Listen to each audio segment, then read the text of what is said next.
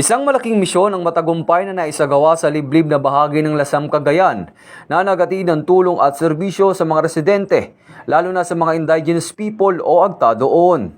Layunin ng aktibidad na dalhin ng serbisyo ng gobyerno at matugunan ang matagal ng pangangailangan ng komunidad.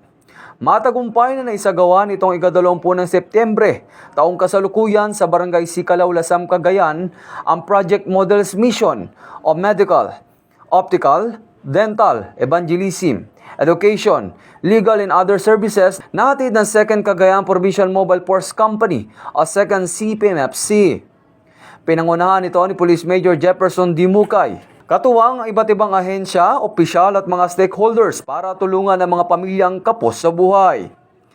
Kabilang sa mga nakiisa at nagbigay suporta ang 2nd District Representative, Honorable Baby Aline Vargas Alfonso at ang lokal na pamahalaan ng Lasam sa ilalim ng pamumuno ni Mayor Dante Dexter Agatep Jr. Sumuporta rin ang 17th Infantry Battalion ng Philippine Army, PNP Lasam at iba pang lokal na ahensya ng gobyerno. Bukod sa libreng medical, dental at optical services, nagkaroon din ng feeding program, libreng gupit, pamamahagi ng relief goods at gift packs. Naging tampok din ang Agta Got Talent at mga programa para sa edukasyon, kabilang ang donasyon ng libro para sa all students.